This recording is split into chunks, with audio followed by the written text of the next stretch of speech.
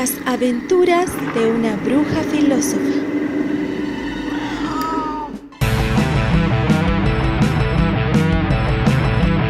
¿Qué tal, compañeros y compañeras de segundo semestre de nuestra asignatura de ética? Sean ustedes bienvenidos a una nueva entrega pues de este caminito que nos estamos aventando de la semana pasada para hablar desde las diferentes escuelas éticas.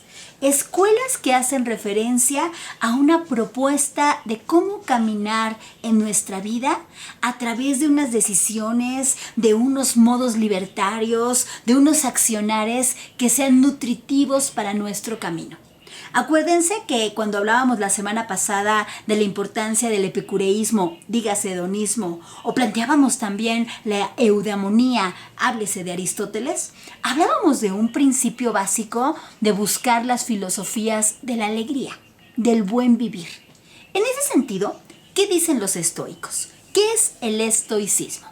Bueno, estamos hablando ya de la última escuela filosófica más conocida, más importante de la época helenística.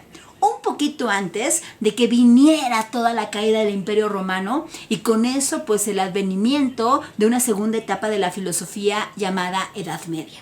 Mientras todo esto pasa, 600 años de historia comienza con la época estoica, que si bien comienza en Siria y termina en Roma, hay todo un recorrido de periodos donde participan tres grandes fases. La primera, inaugurada, por supuesto, por el gran Zenón de Sitio. En ese sentido, Zenón de Sitio es el fundador del estoicismo en el momento en que da clases en un pórtico, o sea, en un portón grandotote llamado Estoa. ¿Cuál es el planteamiento del estoicismo? Hay que seguir, y por favor te pido vayas haciendo tus apuntes, algunas palabras clave que nos pueden ayudar a identificar lo más importante de esta propuesta filosófica, que además está involucrada con la pateia. ¿Ay, cómo? Ahorita lo anotamos. Pateia. También está involucrada con la ataraxia. Ay, la libertad, el destino, el dolor, la aceptación, etcétera, etcétera. ¿Sí? ¿Qué tal? ¿Qué tal estos primeros conceptos? El estoicismo es una propuesta que funda el logos, es decir, la razón, y que plantea que todas las emociones, la vida, el acontecer que nos rodea, tiene que ser, si no medido, sí reflexionado, a partir de la razón.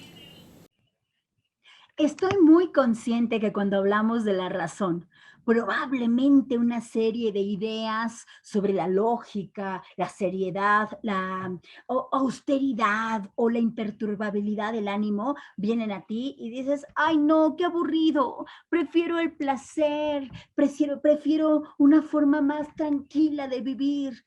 Pero recuerda, cuando hablábamos del hedonismo, tampoco hubo desenfreno.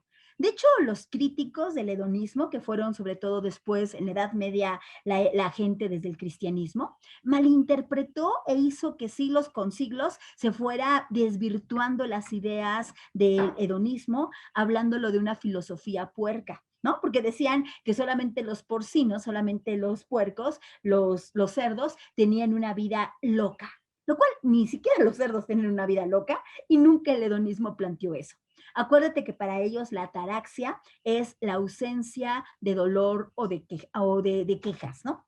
Vamos a ver qué es la ataraxia, por cierto, para los estoicos. Los estoicos y los hedonistas o los epicureístas son escuelas filosóficas que convergen en modos distintos de abordaje, pero que ambas necesitan y requieren tener un modo de tranquilidad, de austeridad, de concordia, de búsqueda de una vida con mejores decisiones. Quiero insistir en esto.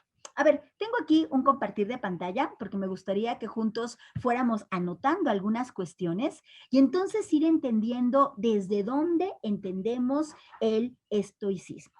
El estoicismo, para empezar, como te decía ya, es un modo de pensamiento donde se presentan discusiones de la ética y la moral. La ética a partir de entender los modos en que se rige nuestra conducta y comportamiento. y moral a partir también de entender cuáles son las diferentes costumbres, tradiciones y modos de asumir, según la sociedad, nuestra vida.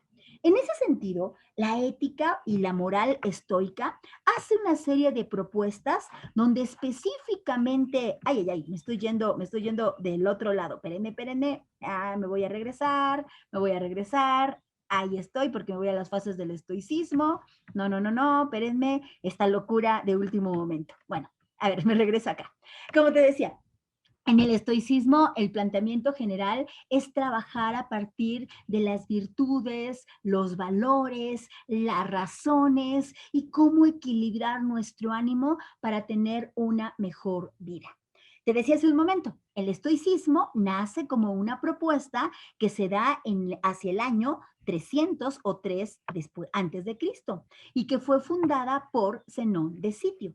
Fue uno de los movimientos filosóficos más importantes que defienden tres cosas, así, velas anotando, tres cosas fundamentales que propone el estoicismo.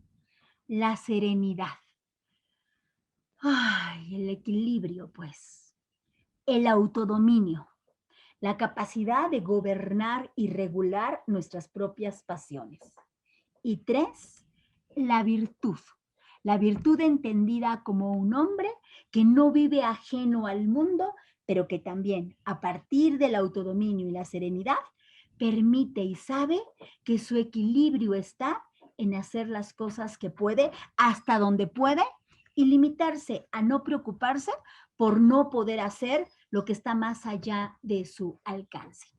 Te decía, Zenón de Sitio es el que plantea dentro del mundo helenístico e incluso dentro todavía del Imperio Romano, por eso vamos a hablar de Marco Aurelio, de esta filosofía que inclusive hay que decirlo, influye muchísimo en el cristianismo.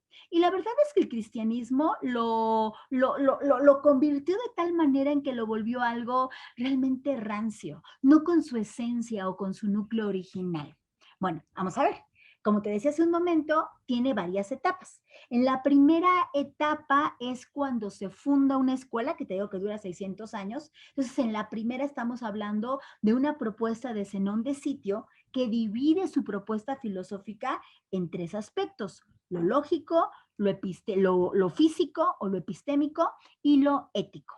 Lo lógico tiene que ver con su teoría del conocimiento, lo físico sobre todo aquello que podemos conocer a través de nuestros cinco sentidos, y lo ético, aquello que regula o rige o mira o da cuenta de cómo es nuestra conducta.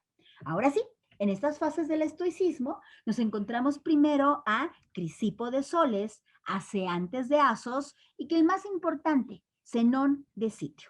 Es muy importante que estas enseñanzas que nos comparte Zenón son parte de lo que ya habían dicho, y él lo recapitula, Sócrates, Platón y Aristóteles, donde toma ideas muy importantes de cada uno, pues precisamente para hacer su propuesta.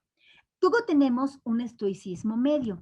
Este estoicismo medio lo conocemos poco, hay pocos escritos al respecto, empieza en el siglo II y termina en el siglo I antes de Cristo. Recuerda que siempre contamos en términos de la antigua, de antes de Cristo, la filosofía antigua la contamos regresivamente. 5, 4, 3, 2, 1. Y en este caso estamos hablando de Boeto de Sidón y de Panecio de Rodas, donde no me voy a detener mucho.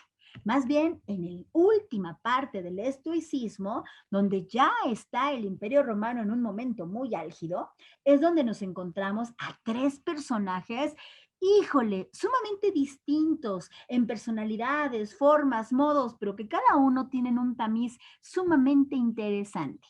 Por favor, en mayúsculas, pon y te presento a Séneca, Epicteto y Marco Aurelio. De hecho, mi compañero de vida y yo tenemos una discusión reciente sobre cómo colocar los nombres a un gatito que vamos a dar en adopción, pero que queríamos ponerle o Epicteto o Marco Aurelio. ¿Y por qué hacíamos toda esta discusión de los nombres? Porque son tres personajes que corresponden a tres estratos socioeconómicos absolutamente distintos. Por un lado, Epicteto es un esclavo que la mayor parte de su vida se dedicó a no tener el autocontrol ni el dominio de sí mismo, porque era considerado, a partir de lo que tú ya sabes en la antigüedad y en este caso en el análisis filosófico, era considerado un esclavo y como tal no tenía para nada la regulación de su cuerpo y de su vida. Epicteto en la última parte de su vida fue liberado y se dedicó totalmente a la contemplación, a la enseñanza y a la filosofía. Por otro lado, tenemos a Séneca, también un pensador muy importante que estuvo incluso metido en conflagraciones políticas muy densas en el Imperio Romano. Nerón lo manda a suicidar. ¿Cómo que lo manda a suicidar? Ahorita un poco más adelante hablaremos de él, pero es un consejero, es un hombre que está cercano al poder, pero que él directamente no lo detenta, ¿no? Pero por otro lado tenemos a Marco Aurelio, que es un emperador importantísimo, que sí tuvo todas las posibilidades de cambio y transformación de Roma. Sin embargo, cada uno, esclavo, consejero o emperador, tuvieron elementos muy interesantes de cómo abordar la vida para proponer el estoicismo. Entonces, recordemos que el siglo I al siglo III después de Cristo. Entonces, si yo te pregunto, recuérdame el fundador del estoicismo. Diana, claro, este Zenón de Sitio. Además, tú nos planteaste que se llama estoicismo porque daba clases en un portón grandote que se llamaba estoa, por eso estoicismo. Luego del estoicismo medio, pues no tenemos mucha información porque tú nos dijiste que nos concentráramos en Epicteto, el esclavo, Séneca, el consejero, y Marco Aurelio, el emperador. Bueno, ¿cuáles son las propuestas de estos señores que son bastante interesantes? Empecemos a situar que el estoicismo a través del logos, a través de la razón, nos propone el dominio de las pasiones, de todo aquello que nos perturba el ánimo, que nos perturba el camino y que nos hace estar miedosos, inseguros, insatisfechos y por supuesto ajenos a la felicidad. Lo que plantean es que a través de la virtud, del bien y del mal, y a partir de la razón, nosotros vayamos construyendo un camino que entienda varias cosas importantes. Punto número 1, que nos dice que hay que entender por el estoicismo, que tenemos una suerte de destino. Tenemos una suerte de camino. En ese sentido, no hay un caos. El universo está organizado de tal forma en que nada es casual, nada sucede al azar, todo es causal. Y en ese sentido, nosotros ya tenemos un papel en la vida que vamos a desarrollar. Y esto es muy importante porque también nos dice el estoicismo. Hay que estar conscientes que la vida no siempre es estar pum, pum, arribotota con el placer, con la euforia, sino en la vida hay cosas inevitables, cosas que definitivamente tampoco dependen de nosotros. Dice los estoicos que el bien y el mal dependen de nosotros y la virtud se basa en que nosotros construyamos conscientemente una vida buena, una vida generosa, una vida orientada hacia el bien. Pero hay acontecimientos que rebasan nuestra voluntad, que definitivamente se nos escapan de las manos y que pueden ser un parteaguas en nuestra vida. Ejemplo, de pronto descubrir, entender, ver unos resultados y saber que tengo cáncer y que tengo un cáncer bastante avanzado. Híjole, hay que medir el estoicismo. Mira, Diana, tienes una situación que escapa del bien y del mal. Esto definitivamente no puedes, no depende de ti. Pero ¿sabes qué depende de ti? La forma en que llevas esto. Esta es una tercera característica fundamental en el estoicismo. Hay cosas que yo no puedo controlar, pero aquello que puedo controlar, tengo que tener la templanza, la sabiduría y el modo lógico para que en lugar de que me desborde en el enojo, en el desencanto, en la frustración y que trate a todos los que están a mi alrededor mal y maldiga a la vida o a un Dios o a lo que sea, diciendo que no era justo que me pasara esto, bueno, por decirlo, me va a dejar de pasar. Por decirlo, por enojarme, por gritar, por tratar mal a las otras personas, ¿dejaré automática o mágicamente de tener cáncer? No, compañeros. Hay cosas en la vida que ya no se pueden cambiar. La muerte de esa persona amada, de tu abuelita, de esa madre, de ese amigo, de ese primo, de esa persona que tanto, tanto fincabas tu vida en su compañía, en su alegría, en su cotidianidad de compartir, ya no está. ¿Y qué podemos hacer ante eso? Podemos tener una actitud definitivamente de ya no puedo más, no quiero vivir, toda mi vida voy a amargarla. No, ya no puedes hacer nada con lo que no se puede cambiar, pero sí lo puedes hacer con aquello que tenemos las herramientas de aceptación del destino. Por lo menos esto es lo que es muy importante que nos dice Epicteto. Entonces, en ese sentido, hay que pensar, y esto es una propuesta estoica bastante fuerte, déjame dejar de compartir en este momento, implica también aceptar que la vida tiene cuestiones que sobresalen a nuestras propias ideas. Pero aquí también nos dan un consejo que podría ser un poco fuerte porque pensaríamos que nos están orillando al pesimismo, orillando a la tragedia, pero que no. Dicen los estoicos que es importante imaginarse los escenarios menos deseables, los peores escenarios posibles. Por un lado, para que cuando venga la vida te sorprenda. Tú ya te imaginaste que no te ibas a quedar en la universidad y que no vas a tener el mejor futuro. Sin embargo, tú sigues trabajando para lograrlo. Y cuando menos veas, la respuesta que vas a tener seguramente va a ser no esa, el de negarte la felicidad, sino algo que te haga sentir bastante a gusto. Dice, ya una vez que te imaginaste esos escenarios, tienes que entender que hay cosas que no puedes evitar. Y entonces, ¿cómo me comporto ante eso que no puedo evitar? ¿Qué es lo que puedo hacer? Ahí sí hay una posibilidad de barajear el destino en tus manos. Otra de las propuestas muy importantes del estoicismo implica precisamente en que una vez que nos enfocamos en eso que tenemos control, buscamos una forma distinta de ya no clavarnos en la preocupación.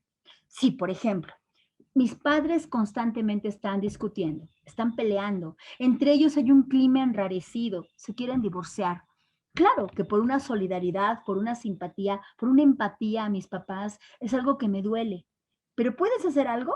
Y si lo puedes hacer, hazlo. Si no puedes hacer, te dice Picteto, entonces ya no te claves, porque te estás dañando, porque no tienes la capacidad clara de pensar y brindar alternativas.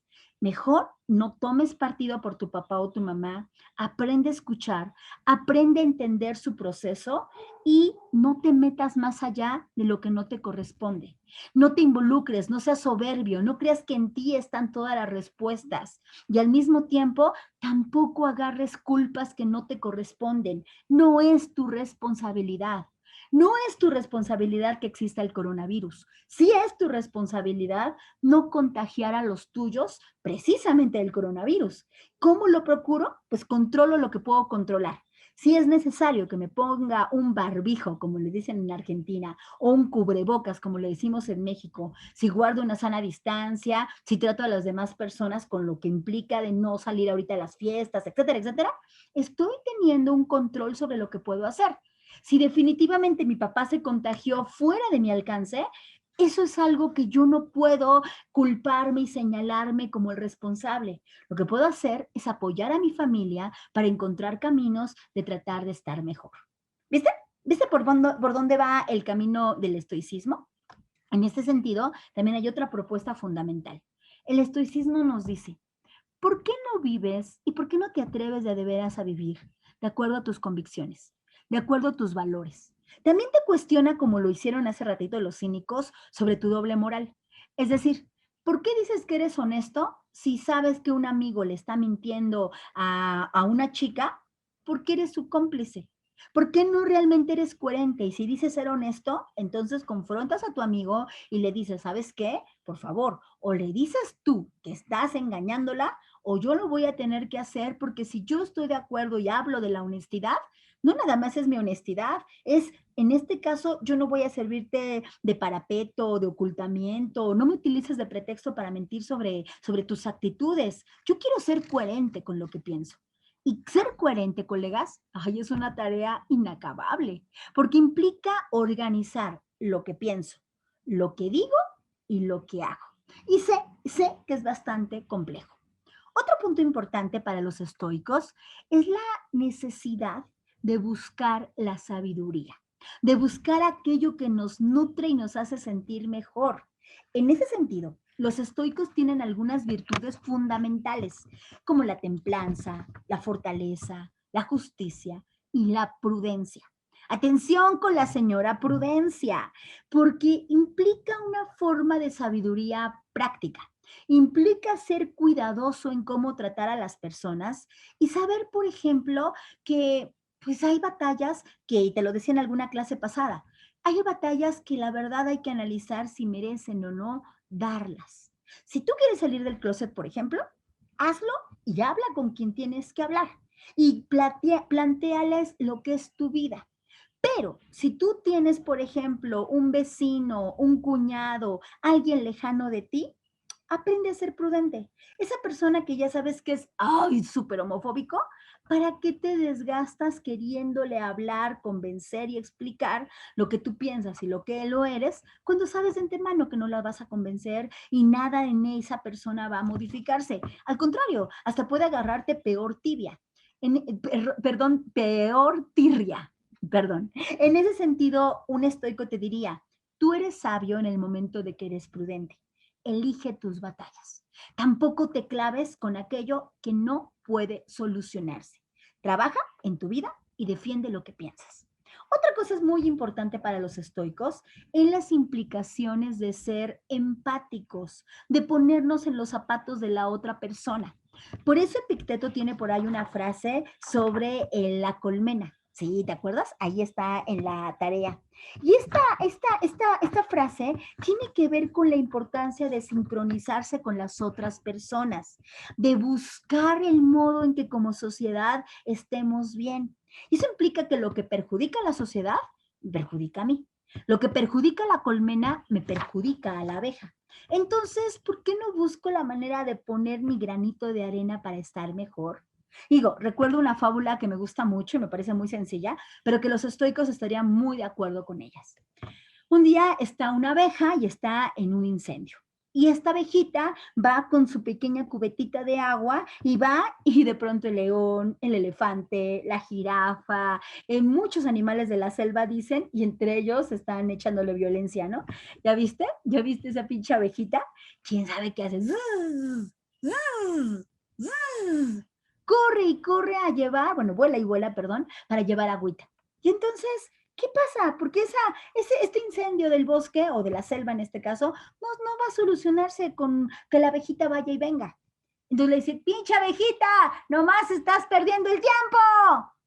Y la abejita les contesta, no, yo nada más estoy haciendo mi parte. Si cada quien hiciera su parte, esta selva no se incendiaría. Es cierto. Si cada uno hiciéramos nuestra parte, lo que nos corresponde hacer en la vida, y lo hiciéramos bien, definitivamente una sociedad diferente tendríamos. En ese sentido, tú eres la colmena, tú eres la abeja, tú eres el animal, tú eres el ser humano que puede cambiar las cosas, no esperando que otros la cambien por ti, sino haciendo bien lo que a ti te toca. Está interesante, ¿no? Está interesante las ideas de los estoicos. En ese sentido también te dan otra propuesta. ¿Las vas enumerando?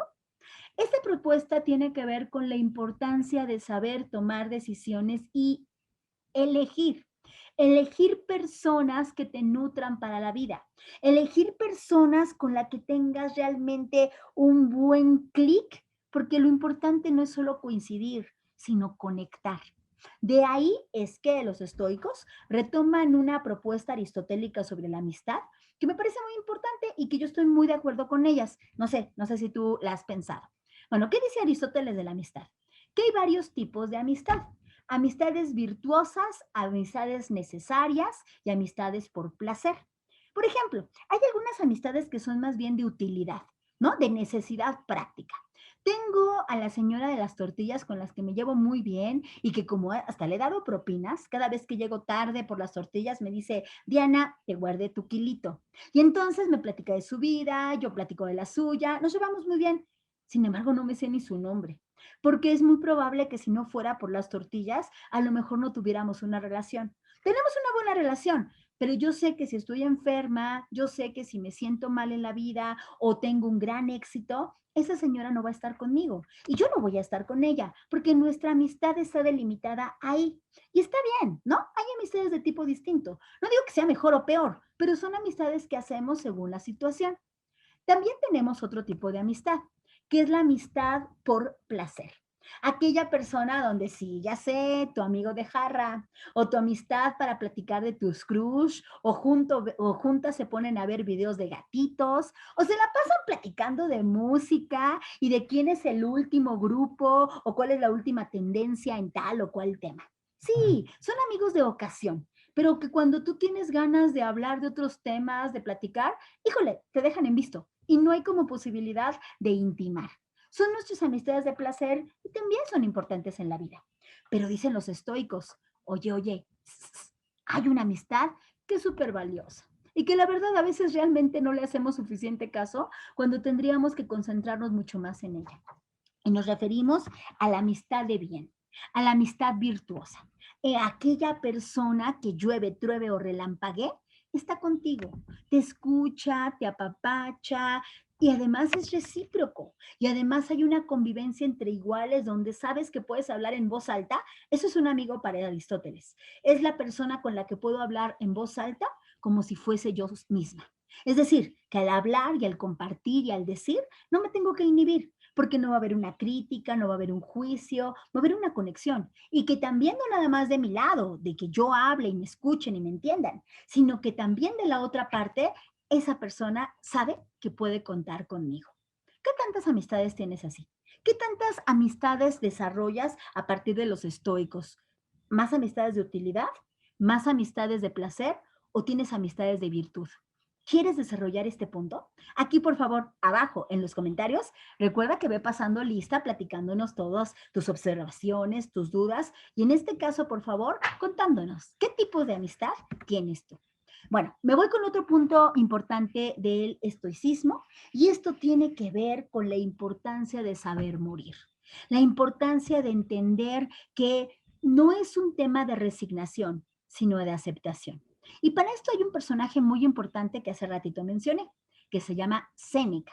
Ay, caramba, y déjame recomendarte, por aquí tengo este libro. Mira, este texto me encanta y lo puedes encontrar en PDF, porque ya ves que te dejé varios textos en PDF para que tú te documentes y para que vayas sacando de tu bibliografía cómo te puedes animar para hacer tu tarea. Por ejemplo, este texto, Ética para adolescentes posmodernos, ahorita lo vamos a mencionar. Este texto está en el material y con él puedes apoyarte para estas ideas que ahorita estamos dando y que te van a servir para tu tarea. Bueno, lo de Séneca yo lo leí en este texto muy interesante que se llama Las consolaciones de la filosofía, de Alain de Botton. Bueno, Alain de Botton está planteando una idea sobre la aceptación de la muerte que me parece muy interesante y creo que es una lección de vida muy fuerte que yo personalmente todavía no puedo asumir, pero va de la siguiente manera. Cuenta una anécdota. Esta anécdota tiene que ver con un momento muy fuerte y definitivo en la vida de Séneca. Resulta que Séneca fue muchísimo tiempo consejero y participó de la corte del imperio de Nerón. Nerón, si te pones a investigar, es un emperador sumamente feroz, sumamente canijo. Un día descubre una traición Nerón y por una serie de malos entendidos, no porque haya sido así, dice que, lo cual era mentira, que Séneca había sido parte del complot. Pero estaba muy respetuoso Nerón sobre las ideas de Séneca y decía, híjole, este güey me traicionó.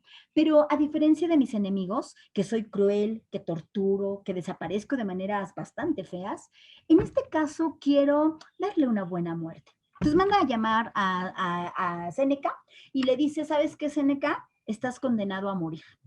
Séneca, en lugar de defenderse, en lugar de decir, no, señor, yo no participé, dijo, a ver, lo que va a pasar a continuación es una injusticia, pero respeto las leyes y mi principal virtud es la sabiduría del entendimiento. Así es que, está bien, moriré. ¿Qué quieres que haga? Suicídate, por favor. Caramba, que me suicide. Va, vamos a suicidarnos. Para esto, su compañera, su esposa de vida y de nombre Paulina, sumamente totalmente desesperada, dijo, a ver, Séneca, te vas a morir, yo no quiero ver la vida sin ti, ¿sabes qué? También me voy a suicidar. Y con el mismo cuchillo con el que se iba a matar Séneca, lo tomó y quiso cortarse las muñecas. Pero Nerón se enteró y dijo, a ver, espérense. Yo sí soy reconocido como una persona cruel, pero en este caso no quiero ser injusta. El que se tiene que morir es Séneca, no su esposa. Así es que, por favor, de una vez, díganle a esa señora, átenle las muñecas, pónganle vendas y que no se pueda cortar. Bueno, pues Séneca fue a lo suyo y se intentó cortar. Pero resulta que a la hora de desangrarse, ¡chet! No se pudo desangrar y no se podía morir. Él decía, yo entiendo que viene la muerte y en lugar de luchar contra ella, en lugar de resistirme y maldecir, la voy a aceptar con agrado, también entendiendo que mi tiempo se acabó y agradeciendo a las personas que compartieron conmigo. Ay, qué difícil, ¿no? Qué difícil, pero bueno, por ahí va la propuesta.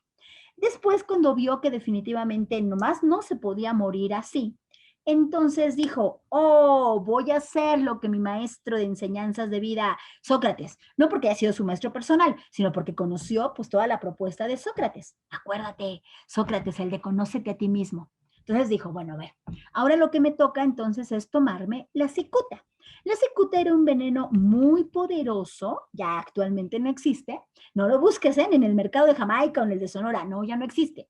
Pero viene de una planta con un sabor sumamente amargo que tiene una mezcla de venenos así, infalibles para la muerte.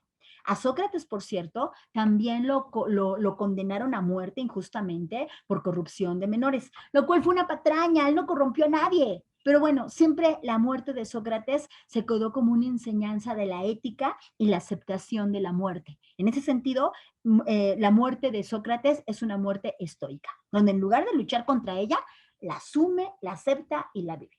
Bueno, entonces Seneca, que se toma su cicuta. ¿Y qué crees? Nomás no se murió, nomás no le hizo.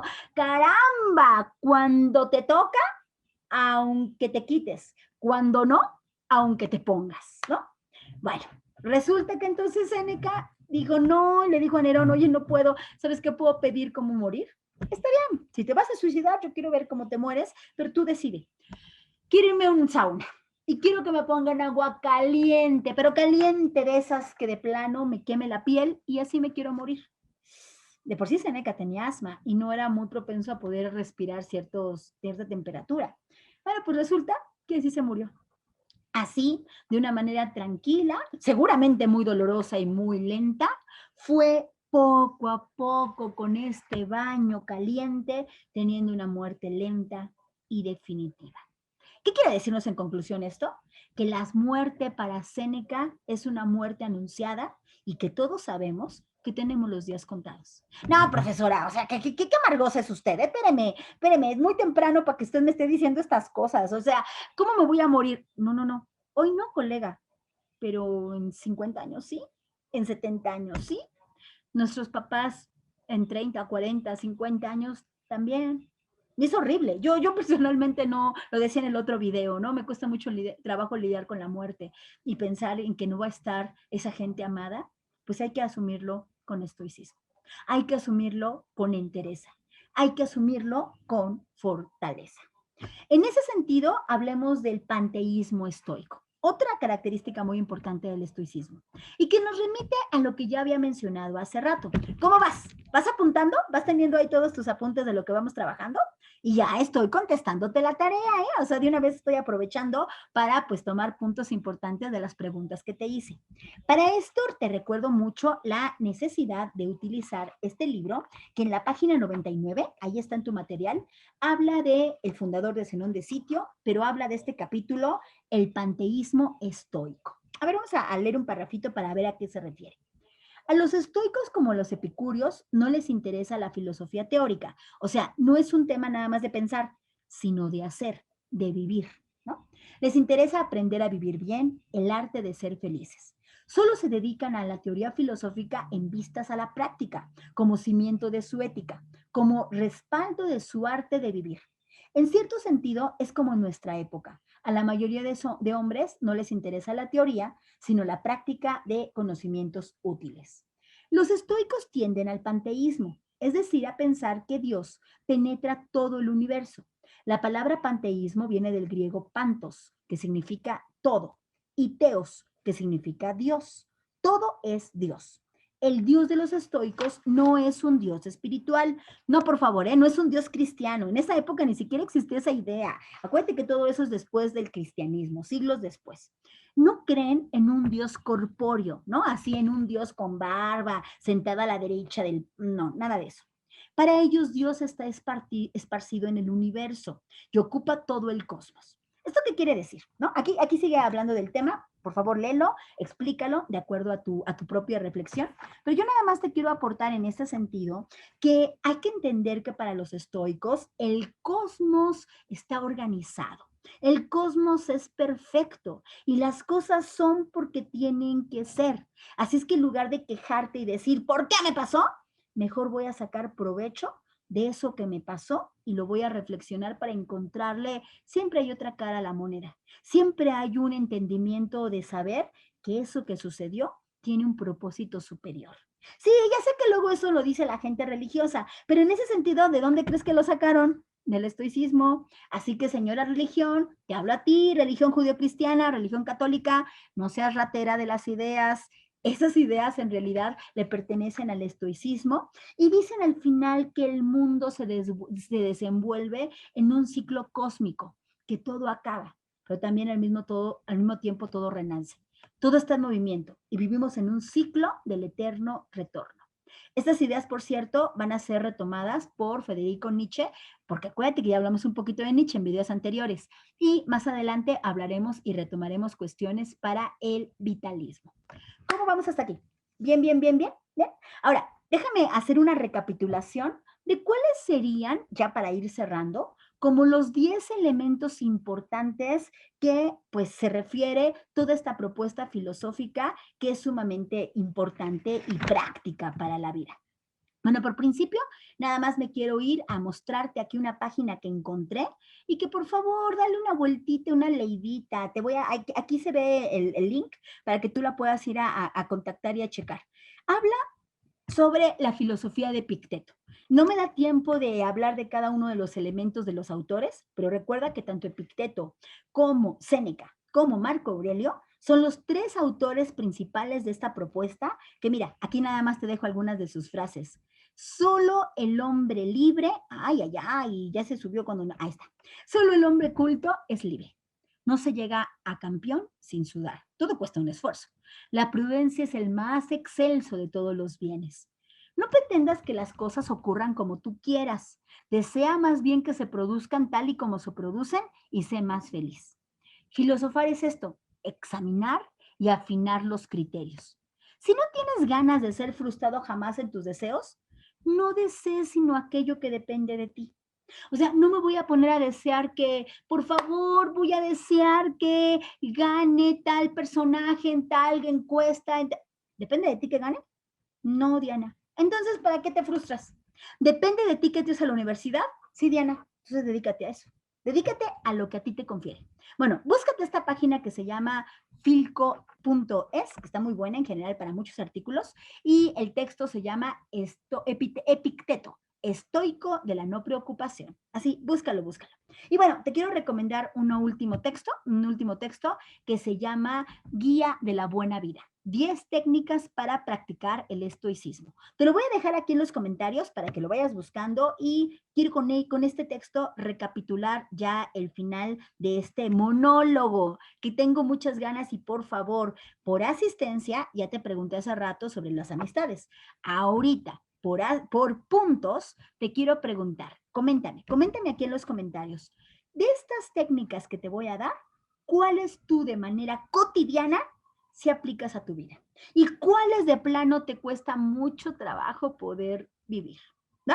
Y con estas técnicas, con estas reglas, con estas propuestas, estamos recapitulando la propuesta de los estoicos. ¿Qué tal? ¿Te está pareciendo interesante?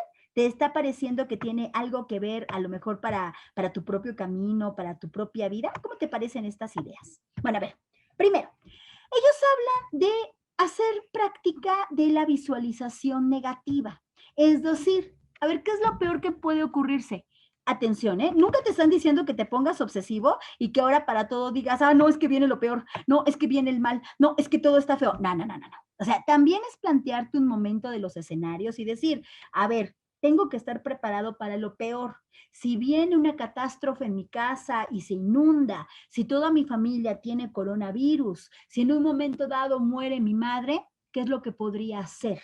Y plantear estas posibilidades para poder regular, dominar, acomodar nuestros sentidos. Esto es muy importante. No significa que ya de ahí digo, ay, no, deseo lo peor. No, no, no, no. Simplemente es previsualizarlo, saber que está ahí, reflexionarlo y tener claro que la vida está llena de sorpresas. 2.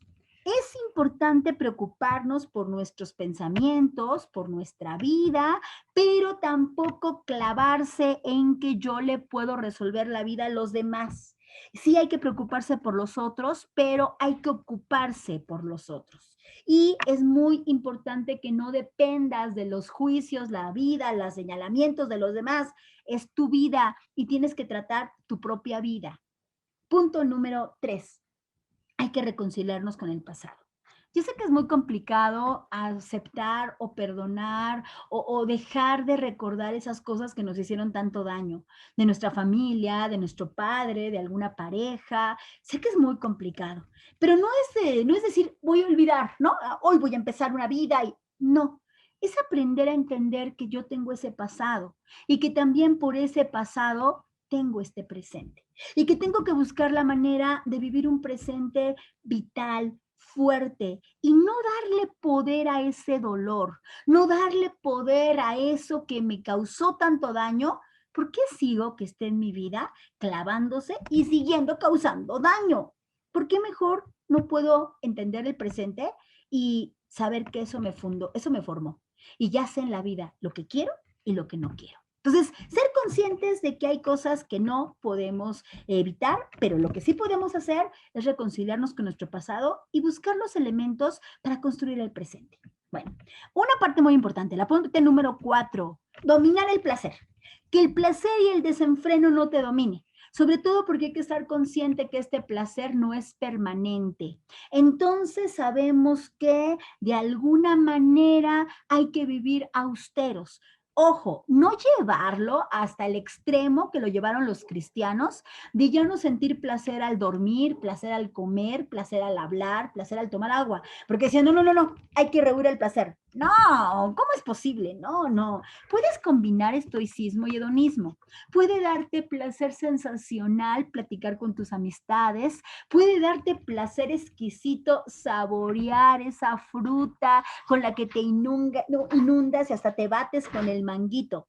Puede darte mucho placer cosas sencillas, pero no dejes que el placer domine tu vida. También entiende que la vida es un equilibrio de placer, pero también de dolor. También nos pide mucho el estoicismo, ya estamos con el punto número 5, apelar por una vida de reflexión que se traduciría hoy actualmente en algo que es probable que a la hora de escucharlo digas, ay Diana, eso es imposible, ¿cómo? ¿De qué me hablas? Meditar. No sé si meditar al modo del yoga o de una práctica budista, pero sí meditar a partir de empieza a tener control sobre tu cuerpo, empieza a tener control sobre tus ideas. No permites que tu mente desvaríe, no permites que tu mente te juegue malas pasadas. Tienes que ser lo suficientemente una persona con autocontrol y autorregulación que pueda mantener su mente en blanco. Qué difícil es esto, ¿no? Qué difícil es, por ejemplo, estar solos. Qué difícil de pronto es el silencio. A lo mejor prendemos la tele, ponemos ruido, porque tenemos tanto, le rehuimos tanto a la soledad. Los estoicos te propondrían, a ver, la soledad es inevitable. O sea, no nos hagamos, somos huérfanos. No, profa, tengo mi mamá. No, no me refiero a huérfanos de padre o madre, sino que nosotros por nosotros mismos nos tenemos que aprender a valer. Tenemos que aprender a resistir, a acomodar, a ser fuertes en la vida. No siempre va a estar ahí nuestra madre, no siempre va a estar ahí nuestras amistades. Hay que aprender a estar solos y a estar solos no como sufrimiento, sino como autoacompañamiento. Pero para eso Dice Epicteto que hay que dejar de quejarnos, hay que dejar de adular, hay que dejar de clavarnos y hay que buscar tener un equilibrio, no sé si sobre las otras personas, no sé, pero sí sobre mí. Punto número 6, lo que ya dijimos, sobre el prójimo, la importancia de ayudar cuando se pueda, la importancia de hacer proyectos que nos lleven a tener una vida virtuosa, no nada más a ti y a mí, sino a la sociedad. Y en ese sentido, ellos no se conforman, ellos no se quedan pasmados, ellos buscan que si la colmena está bien, las abejas estaremos bien. Punto número 7, la importancia de cómo sabernos relacionar con otras personas. El estoicismo le rehúye a la fama, le rehúye a la grandilocuencia de ser admirado, querido y tener 40 crushes, o tú ser 40, o ser un crush de 40 personas. No, al estoicismo lo que le interesa es que tú tengas bien plantados tus pies sobre la tierra y que recuerdes que esos comportamientos banales, que esos comportamientos que los estoicos llaman instintivos, son de alguna manera parte de un contagio de enajenación. Es decir, como que si todo el mundo va para allá, voy, hay un tren del mame, yo también. Lo que te diría un estoico es que para relacionarte con las personas, hazlo de la manera más sencilla y humilde. No empieces con tu yoísmo. Es que yo hice, es que yo fui, no, es que yo conozco, es que mi papi. Oye, por favor, ¿por qué en lugar de hablar y de hablar, no aprendes a escuchar?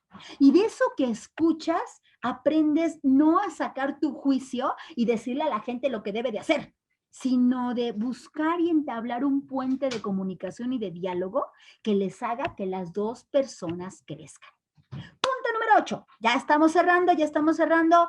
¿Qué hacer frente al mundo voraz que tiene enojo, que tiene rabia, que tiene dolor?